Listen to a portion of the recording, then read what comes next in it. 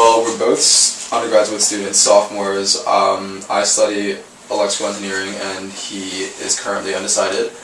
And I personally identify as gay, and he doesn't really identify with any sort of labeled sexual orientation. What do you think he would most relate to, though, if he had to choose?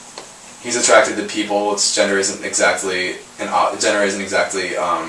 important to him. He's attracted to people in general as opposed to a specific sex. And are you either one of you currently dating or seeing other people? I'm currently dating a guy and is kinda sorta seeing someone, a guy as well. So why did you two ask for gender neutral housing at University of Maryland? Because over last semester we became extremely good friends, and we just decided that we wanted to live together, and we didn't see why we shouldn't be able to live together. Because obviously he's a guy and I'm a guy, so why not? So we went to the Resident Life Association and expressed our wish to live together. Has gender neutral housing ever been done before at the University of Maryland? Not in the case of having both parties in the same room.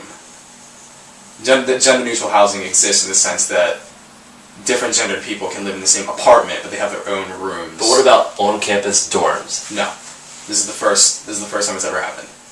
Okay, and what does that mean to you? How significant is that to you guys? It's very significant because it means that the university is actually taking a step towards accommodating trans people and not forcing them to live with a gender with which they don't identify. It means that the university is willing to work and adopt a policy to accommodate all of its students and not only some. Our process was essentially, we basically talked to each other and said, we want to live together, and we didn't know what we were doing at first. We went to the head of the LGBT... what is that? Lesbian, gay, bisexual, transgender office on campus, and we spoke with them about it, and they referred us to the head of Resident Life, so we set up an appointment and we spoke with her about it. She said that she would pitch it and see what she could do, but we originally were told no. By her or by her higher ups? By her.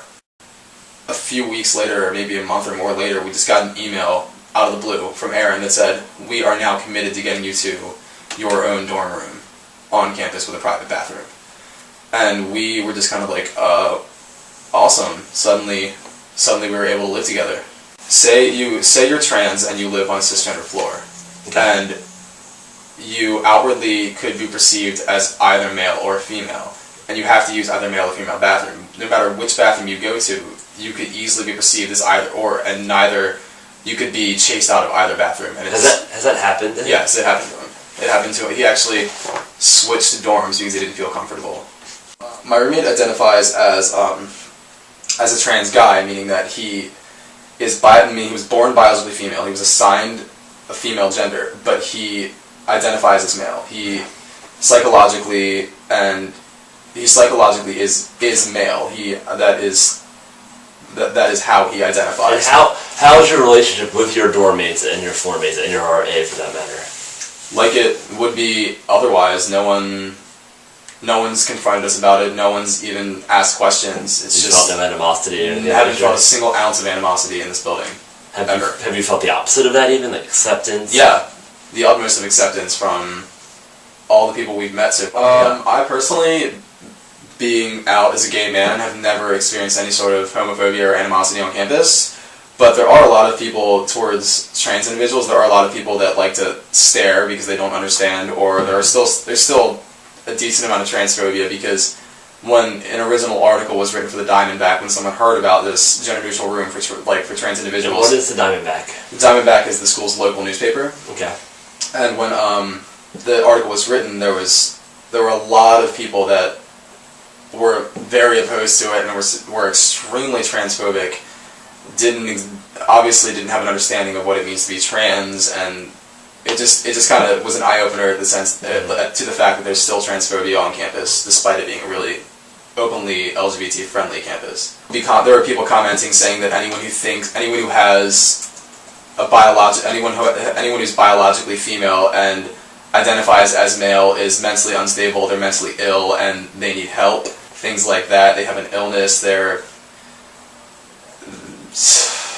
a lot of extremely mean comments. We don't want special accommodations or special treatment. We just want the school to realize that